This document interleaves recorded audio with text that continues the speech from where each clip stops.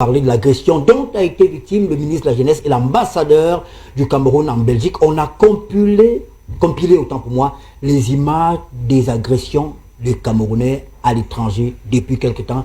Et derrière, on essaie de comprendre que recherche réellement la brigade anti-Sardina, pour qui roule la brigade anti-Sardina. Regardons d'abord quelques extraits des agressions dont ont été victimes les Camerounais. J'ai pris l'initiative de cette rencontre parce que je me dis que, comme il est sur les réseaux sociaux, je pense que dans la vraie vie, on doit pouvoir se voir, parler et discuter d'un certain nombre de choses. Et j'ai appelé ça échange d'expérience parce que je suis sûr que ce soir, je vais apprendre aussi de vous. Ah,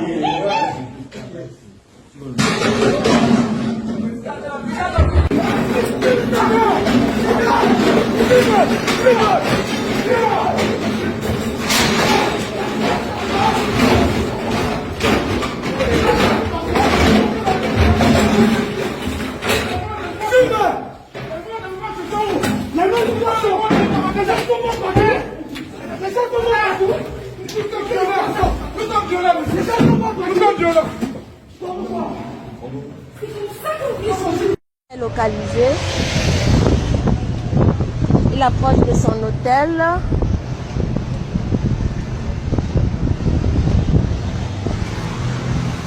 Le Sardina est localisé.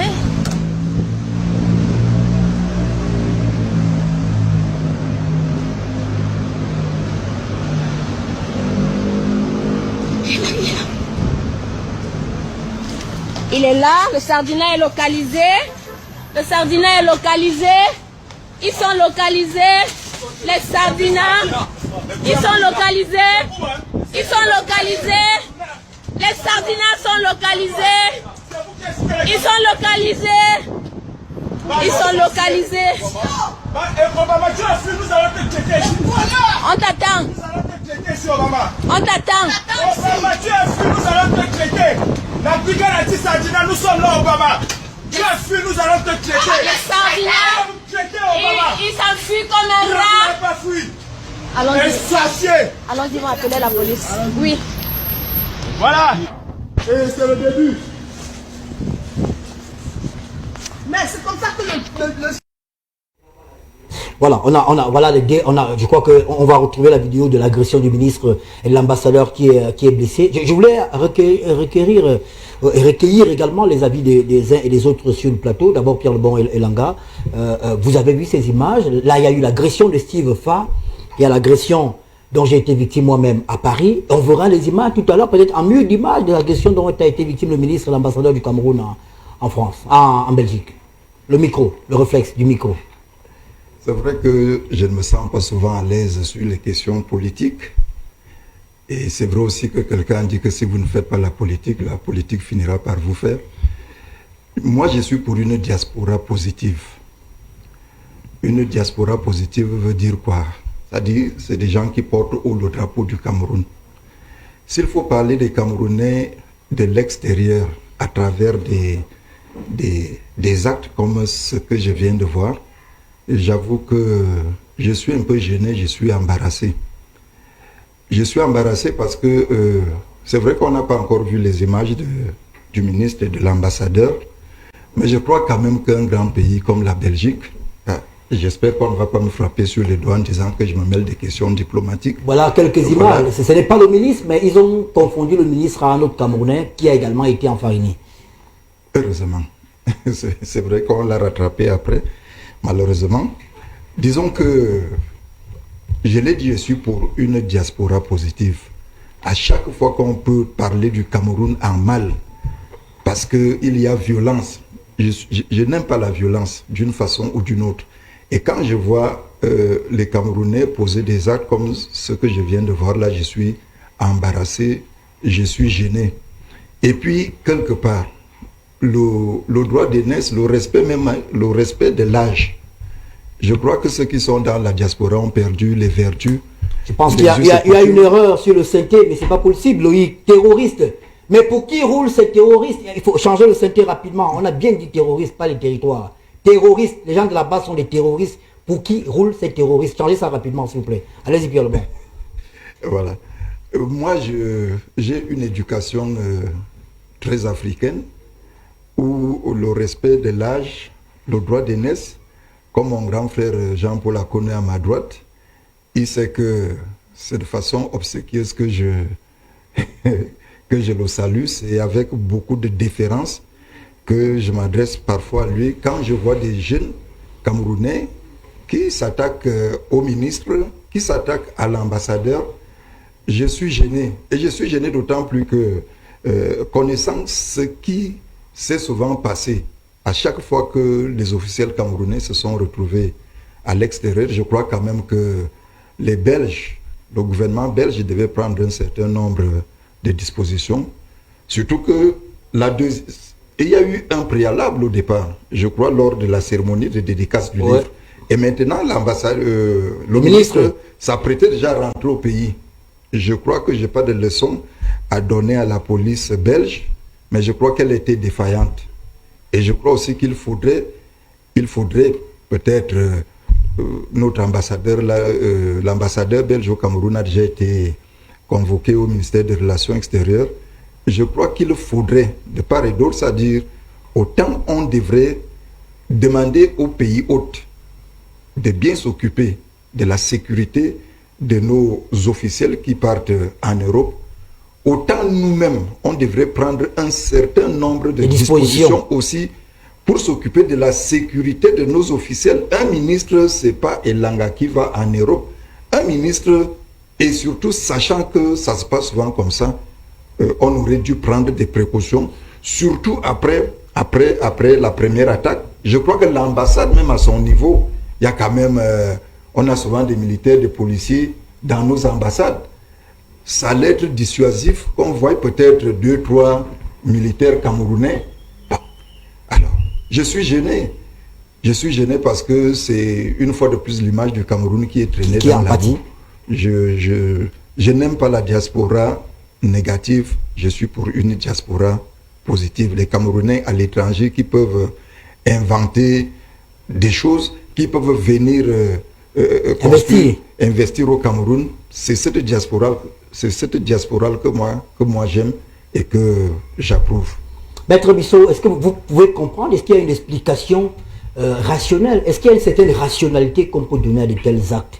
Les gens qui sont agressifs. Pierre Lebon parlait des ministres qui doivent être accompagnés, mais qu'en est-il des citoyens ordinaires? Moi, je ne suis pas ministre.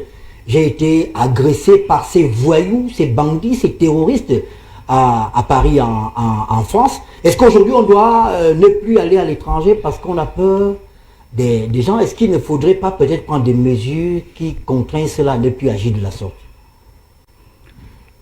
Je dois vous avouer que les actes de barbarie qui te sont donnés à voir ne me permettent pas de coller une once de citoyenneté assez barbare. Pour moi, c'est des barbares, c'est même pas des citoyens camerounais. Et ils sont très loin, n'est-ce pas, d'être représentatifs de la diaspora camerounaise. Je pense que c'est quelques égarés qui se livrent à des actes de terrorisme urbain. Pourquoi est-ce qu'on peut arriver à ces niveaux? Pourquoi est-ce que certains peuvent penser, peut être aussi intolérants, penser qu'ils doivent rendre n'importe quel citoyen camerounais comptable de la gouvernance de d'autres pays pour se permettre de se livrer à ce type d'actes? Je pense que les autorités des deux pays doivent mettre sur pied des plateformes assez efficaces, assez fiables, pour mettre un terme à ce type d'actes qui, somme toute, constituent des troubles à l'ordre public. Je suis quelque peu effaré de savoir que cela se passe dans un pays développé et que jusque-là, toutes les fois que je regarde les images, je ne vois pas quelques éléments de force de l'ordre intervenir. Il y a comme une complicité entre, n'est-ce pas, les activistes et ce qui se passe. Donc, pour moi, je dis qu'un Camerounais s'en prenne à un autre Camerounais au nom de ce qu'il serait un sardinat. À quoi est-ce que cette expression renvoie? Je ne sais pas trop. Je sais que nous sommes tous Camerounais, nous sommes de diverses tribus, mais nous sommes tous Camerounais. Dans un même territoire, dans une seule même nation, que de là, du jour au lendemain, que des gens vous traitent de sardinat, ou alors pour certains de tontinard, j'ai dit, cela ne doit pas se faire et les autorités doivent mettre sur pied des plateformes et prendre des mesures pour sévir. Le coach Jean-Paul, allumez votre micro s'il vous plaît. Tiens le micro quand vous avez fini. Vous comprenez cela? Est-ce qu'il y a... Vous avez vu les images également sur la toile? Mais bien sûr, c'est viral au niveau des réseaux sociaux. Non, je crois que c'est impensable. C'est vraiment impensable que des gens à ce niveau du 21e siècle peuvent se comporter comme je l'ai vu dans mon téléphone, dans mon petit téléphone. C'est inexplicable. Je ne sais pas quel terme il faut utiliser pour que les gens comprennent que c'est le terme qu'il faut pour vraiment désavouer, condamner ce que nous tous nous avons vu au niveau des réseaux sociaux. Mais moi, je ne sais pas si...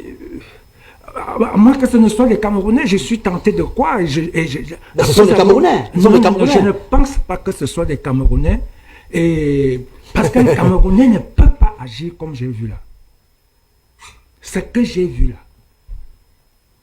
Et puis, moi, je ne sais pas, nous sommes en politique, mais je ne sais pas si c'est ça la politique, si ces gens pensent que c'est ça la politique. Je ne pense pas.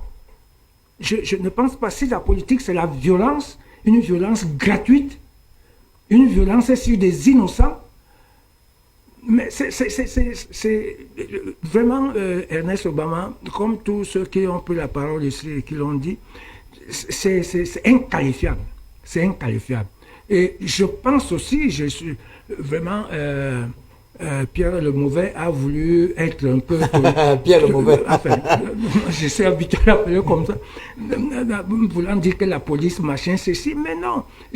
Mais regardez, ça a duré je ne sais pas combien de minutes. Comment dans un pays aussi développé, il n'y a pas une police de proximité. Et ils ne sont même pas interpellés. C'est dans un hôtel, il y a la sécurité de l'hôtel. Immédiatement, et surtout dans un hôtel. Hein? Il faut se poser des questions. Il faut se poser des questions. Quelqu'un a dit tout à l'heure, on se demande s'il n'y a pas une complicité entre ces barbares et peut-être les autorités belges. Parce que je suis vraiment obligé de dire autorités belges. Si ça se serait passé au Cameroun, pour les Belges qui sont agressés, n'est-ce pas, par les anti-belges qui vivent au Cameroun, mais je ne sais pas, peut-être que le Cameroun serait déjà en lambeau dans le monde entier à travers les médias et tout ça, ainsi de suite. Donc, moi, je pense que vraiment la violence... Mais écoutez, même si vous êtes contre le président de la République, mais organisez-vous. Organisez-vous pour venir le dégager.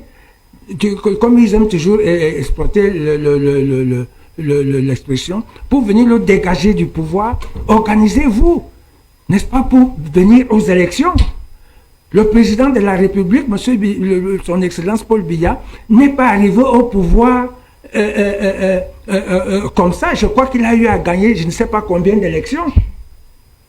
Mais si eux aussi veulent vraiment succéder à la présidence de la République, mais ce n'est pas comme ça. Ce n'est pas ce qu'on a vu là. Mais s'ils font déjà ça, étant là où ils sont, combien de fois quand ils seront au pouvoir? Alors, on va écouter Sam Séverin en go sur la question. Et le micro, coach. Sam, vous avez regardé les images. On reviendra sur... Il y a un communiqué du MRC qui a circulé sur la toile depuis pratiquement vendredi. Un communiqué, c'était une sorte de ponce pilatisme où d'ailleurs le MSC semblait adouber ce qui a été fait ce qui a été fait. Mais ce matin, il y a un démenti qui circulait également, un démenti dans lequel le MRC semble dire que ce communiqué est un fait. J'ai appelé, parce que nous sommes toujours on travaille de manière professionnelle, j'ai appelé M. Emmanuel Ateba, qui est le secrétaire à la communication du MRC. Il m'a dit que le premier communiqué est un fait, qu'ils ne reconnaissent pas ce communiqué-là, et il m'a envoyé le démenti qu'il a publié, sauf qu'il y a eu vendredi, samedi, c'est hier soir et ce matin que le démenti du MRC circule, après notamment la sortie du ministre Grégoire Ouna. Sam Séverin, qu'est-ce qui peut expliquer ce comportement animal, barbare, voyou, terroriste des membres de la base contre les autorités camerounaises et contre certains Camerounais à l'étranger. Disons que je m'en vais tout de suite enfoncer le clou à la suite des précédents orateurs sur ce sujet principalement, pour dire que à mon niveau également, je condamne avec la dernière énergie cette escalade-là, surtout que si les uns et les autres disent agir au nom de la République du Cameroun, enfin au nom de notre pays, celui-ci nous appartient à tous. Donc des comportements rétrogrades qui relèvent effectivement d'actes de sauvagerie de ce niveau-là sont à condamner avec la dernière énergie. Et d'ailleurs, je voudrais, avant de revenir sur ce communiqué, dont moi je pense qu'il n'en est pas, qu'il n'est pas un fait du tout, parce qu'il a quand même, voilà, il a quand même pu prospérer pendant un peu plus de 72 heures. Je vais d'abord condamner également d'abord le laxisme du Royaume de Belgique.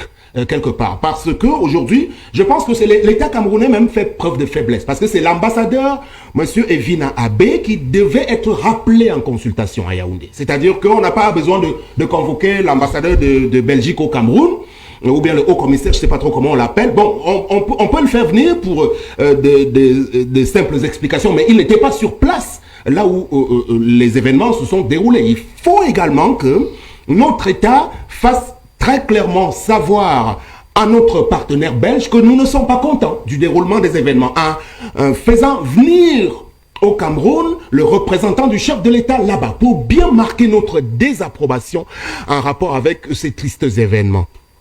Quand je l'ai dit, je martèle donc que nous aurions dû faire preuve d'un peu plus de force, également pour notamment signifier notre colère. C'est vrai qu'il y a eu un communiqué, je crois, du ministre de la Communication, mais qui n'était pas suffisamment, à mon sens, assez éloquent au regard de ce déroulement. Vous savez, la diplomatie a ceci de particulier que, bon, on utilise des circonvolutions langagières un tout petit peu veloutées pour tenter de faire gentil, non? Mais lorsque on franchit le cap, on traverse la ligne, je crois qu'il est bon également qu'on puisse afficher du caractère. Et là-dessus, je pense qu'on aurait bien pu le faire. Sam, je vous coupe pas. Je crois qu'il suit l'émission, Joseph Emmanuel Akeba, qui me bip. Je pense qu'il veut que je lise en direct leur démenti. Est-ce que vous permettez que je lise pour être équitable? Vous permettez quand même que je lise? Oui, vous gardez le micro. Communiqué portant démenti d'infos. Communiqué attribué au secrétaire général du MRC. Un communiqué attribué au secrétaire général du MRC, Monsieur Christophe Ondon, circule dans les réseaux sociaux depuis hier, 7 mars 2025. L'audit communiqué donne l'impression que le MRC et le professeur Maurice Kamto cautionneraient les violences subies par le ministre de la Jeunesse et sa suite en Belgique.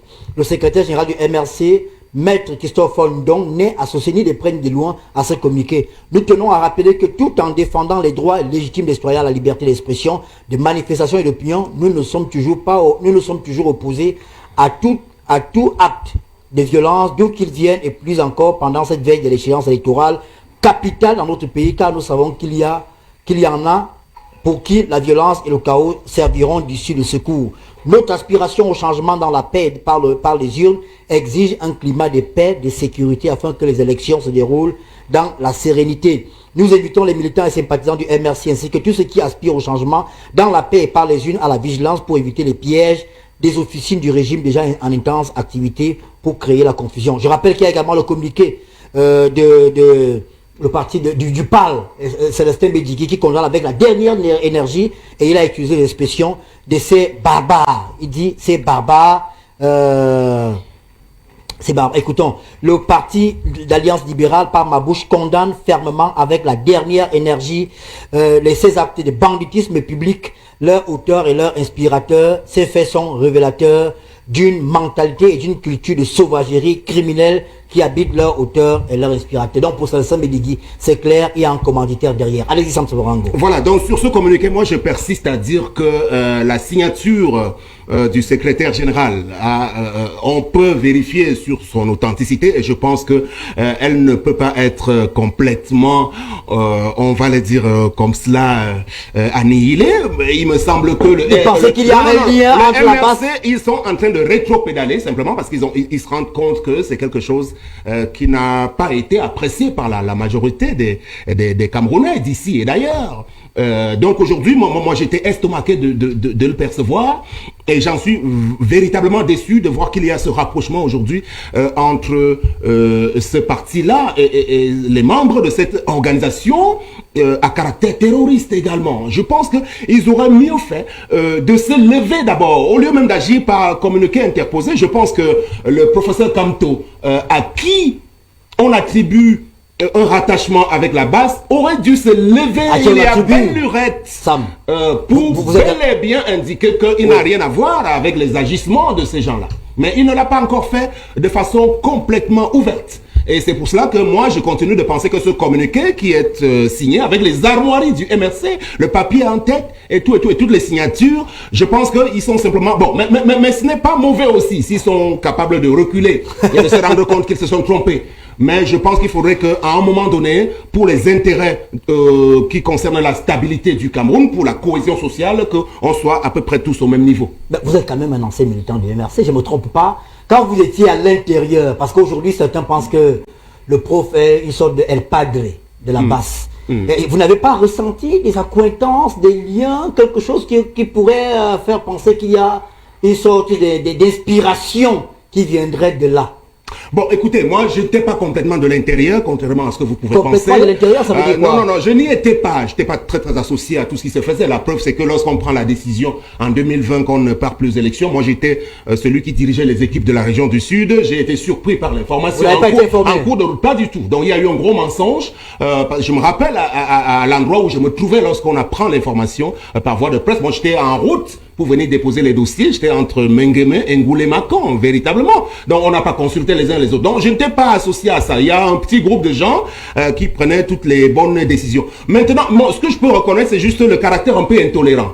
Parce que ça me concerne même au premier chef. Lorsque j'adhère au MRC, j'ai été célébré, vous avez vu, et tout cela. Et puis, il y a eu un grand mouvement qui visait à aller m'installer avec beaucoup de monde. On a été stoppé net, vous vous rappelez. Mais au moment où je choisis de démissionner, j'ai subi le même sort que les Paul Éric Kingé, Célestin Jamen et tous les autres qui sont bannis et honnis. Donc, c'est cette intolérance que je ne peux pas supporter et qui semble être assez, j'allais dire, qui ressemble peu aux agissements des gens qui se réclament de la base aujourd'hui. Donc oui, je pense qu'à l'intérieur du MRC aujourd'hui, il y a des comportements qui doivent véritablement être interdits, des attitudes qui ne correspondent pas à l'idéal républicain qui veuille que le pays puisse rester stable. Et je pense qu'on doit prendre des bonnes dispositions avant le déroulement des élections de 2025. Pourquoi vous avez quitté le MRC? Je crois que l'émission n'est pas à proprement parler sur non, vous êtes là ensemble. Je vous ai promis qu'entre avril et début mai, vous recevrez au bas matin, mais puisque vous êtes là, c'est juste en une seconde, hein, c'est pas une question, c'est un renseignement que je veux avoir. Pourquoi vous avez quitté le MRC? Non, quand on adhère à une formation politique, c'est par rapport à un idéal, et donc je ne me retrouvais plus là-dedans, je n'avais pas un grand rôle à jouer, et je pense qu'on a été floué en 2020 parce que des destins entiers de Camerounais qui étaient prêts à aller aux élections ont été stoppés net. Donc c'est un ensemble de choses, entre autres, qui m'ont amené à quitter la BAC. Je ne me sentais pas véritablement concerné par les bonnes décisions qui se prenaient. Et j'ai même le sentiment qu'il y avait une forme de sectarisme à l'endroit de nous autres. Sectarisme, ça veut dire quoi? Oui, tout à fait. C'est-à-dire qu'on était un peu ostracisés, nous autres qui n'étions pas directement rattachés au directoire. Et peut-être aussi qui n'avions pas la chance d'appartenir à une ère culturelle qui est proche de ceux qui sont proches du président Maurice Kamto. Donc, vous voulez dire qu'il y a le tribalisme au sein du MRC? Tout à fait. Je pense qu'à un certain niveau, il y en a et j'en ai été victime. Moi, j'y suis allé avec le cœur et la conviction que je suis un Camerounais, peu importe les appartenances ethnico-tribales. Mais malheureusement, c'était une toute autre réalité à laquelle j'ai dû faire face. De la même ère culturelle, mais lui aussi il est parti. Non, pour l'instant, on ne parle pas de Djamel, on parle de mon cas. Vous m'avez posé la question, donc je parle de la situation qui me concerne. Merci Sam Severin. Je pense que... Mais dernier tout à l'heure sur la question, est-ce qu'il n'y a pas un laxisme? Parce que on peut en parler en riant ici, mais moi j'étais à Paris pour travailler, simplement pour travailler. La veille, j'ai vu des gens qui sont allés à l'hôtel, je crois le Conservateur, si je ne me trompe pas, c'est un grand hôtel à Paris où j'avais été vu une fois avec un ami. Ils ont cru que j'étais là-bas, ils sont partis là-bas, ils ne m'ont pas trouvé. Et ils ont envoyé une vidéo pour dire on cherche Obama. Parce que chaque fois qu'un dirigeant camerounais, bien camerounais est attaqué à Paris, il y a toujours une complicité interne. Il y a toujours quelqu'un qui leur dit, parce que je n'ai pas compris, On était à Georges V avec mon patron. Nous, on était dans un hôtel non loin, à Terne. Comment ils ont su que c'est là que j'étais logé? Comment ils ont su que c'est à cette heure-là que j'ai rentré à l'hôtel avec mon collègue de l'époque, Ekwala? C'est qu'il y a forcément quelqu'un qui a donné des renseignements. Mais on peut en parler en riant parce que quand on n'est pas victime, mais quand on n'en est pas victime, ça passe. Mais ce jour-là, j'ai perdu un par-dessus qui m'a été offert par un grand ami qui a coûté cher parce que c'était de la farine mélangée au piment. Et à un moment donné, j'ai même cru qu'il y avait des trucs chimiques qui auraient pu me tuer. J'étais vraiment... Ouais, j'ai subi un traumatisme pendant pratiquement 2 mois. Après l'hôtel, comme on était les clients fidèles de l'hôtel, l'hôtel a appelé la police. La police est arrivée. Et puis j'ai dit aux policiers ce qui s'est passé. Et je leur ai dit que s'ils reviennent, je vais me battre avec mes moyens. Et le policier m'a dit, si ils t'ont lancé la farine, ils ne t'ont pas donné des coups de poing. Si tu réagis violemment, on va t'arrêter. Je me suis demandé, mais c'est pas possible. Moi, j'ai été agressé, vous ne dites rien. Il y a des caméras, vous n'essayez même pas de les interpeller. J'ai le visage des personnes qui m'ont agressé sans vous dire rien. Il me dit, monsieur, vous pouvez porter plainte. Donc, là, je pense que Sam Severin Ango a raison parce que jusque-là, les autorités camerounaises, même le chef de l'État était victime devant l'hôtel intercontinental à Genève. Et ceux qui cautionnent ces comportements-là sont responsables de ce qui se passe. Parce que pour le moment, il n'y a pas encore, personne n'a expliqué la réciprocité. Parce que si on applique la réciprocité, les gens agressent à Paris, peut-être à Yaoundé, on se dit qu'il faut identifier quelqu'un, il faut également agresser. Ça va aller dans tous les sens. On n'a pas besoin de ça. Et voir même des hommes politiques qui atténuent la condamnation, pour moi, je pense qu'il y a quand même... Est-ce que vous pensez que le rôle, l'engagement de l'État contre ce phénomène est minoré? Disons que nous avons à la tête de ce régime un monsieur qui dit être mendiant de la paix. Vous comprenez que le régime en place n'aime pas la violence, n'aime pas la guerre, ne veut pas la guerre. Et le problème le plus compliqué, c'est que ce sont nos frères, ce sont les Camerounais.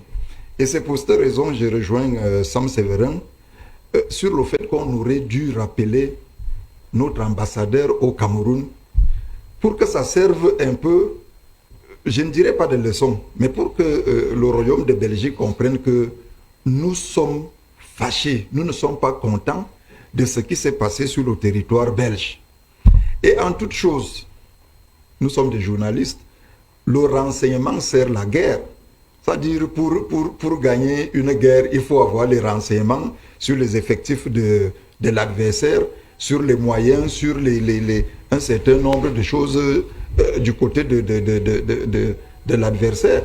Le renseignement est très utile. Évidemment, si on vous a retrouvé dans votre hôtel, c'est parce qu'on a bien signalé que vous êtes dans tel ou tel autre hôtel. Donc, le renseignement est suffisamment poussé. Et c'est pour cette raison que moi, je suis surpris que de l'autre côté, que le renseignement ne marche pas pour qu'il prenne les dispositions. J'ai dit, l'État a tous les moyens. L'État devrait avoir tous les moyens. Ça dit, si l'État n'a pas les moyens, l'État se devrait d'avoir tous les moyens. Il devient inadmissible, incompréhensible que ce genre d'actes se poursuivent. Parce qu'on a déjà été victime. Je me mets à votre place. Je me mets à la place de quelqu'un qui voit 10, 15, 20 individus tomber sur lui. Je vous coupe pas, Pierre Lebon. Vous savez, à l'époque, j'ai dû retenir quelques-uns de mes frères parce qu'ils se sont dit, on a identifié ceux qui t'ont agressé. On cherche un des membres de leur famille, on lui fait subir le même sort. Parce que tout ce qui agresse à Paris, là, ils ont des familles à Yaoundé, ils ont des familles à Douala. Vous agressez quelqu'un à Paris, on s'en prend également à un des vôtres pour appliquer la récit. Et je leur ai dit non, pas besoin de ça, n'attaquez personne, vraiment, laissez, j'ai rien eu de grave. Et c'est ça le risque, il faut éviter ça. Comment éviter donc ça? Il faudrait que les partis politiques qui entretiennent, qui sont de connivence, ou alors qui font semblant. Parce que ceux qui agressent nous disent pourquoi ils agressent. Ceux qui agressent n'agressent pas tout le monde. Donc, on n'a pas besoin de faire un dessin pour qu'on comprenne un certain nombre de choses. Je dis qu'il faut éviter ça. Et je ne sais pas comment nous devons faire pour éviter ça, parce que on dit chez moi que la tolérance même a des limites. Parce qu'il arrivera un moment où on ne pourra plus maîtriser ce qui est en train de commencer, ce qu'on tolère encore là. Il faut quelque chose de très fort. Si les gens refusent la confrontation, il faut que l'État se donne les moyens de protéger les Camerounais qui vont à l'extérieur pour qu'ils ne soient plus agressés, pour qu'ils ne soient pas orphelins. L'État se doit de protéger tout le monde, même pas seulement les officiels. C'est-à-dire, quand tu vas en Europe, quand Sam Séverin va en Europe, il faut qu'il se sente en sécurité. Il faut qu'il comprenne qu'il est Camerounais et que le Cameroun ne laisse pas ses enfants à la vindicte de quelques individus qui ont le temps pour s'attaquer à leurs compatriotes, dont le seul tort, c'est d'être peut-être allé travailler, parce que le ministre de la Jeunesse était en mission. Il était en mission. Il n'est pas allé en congé, n'est pas allé en villégiature. Je dis, même ceux qui peuvent bien aller se balader, puisque personne n'interdit aux Camerounais d'aller se balader à travers l'Europe, il faut qu'ils se sentent protégés. D'accord. Parce que si ça continue, les gens trouveront des moyens pour se protéger eux-mêmes. D'accord. Et s'ils ne peuvent pas se protéger là-bas, ils vont se protéger ici au Cameroun.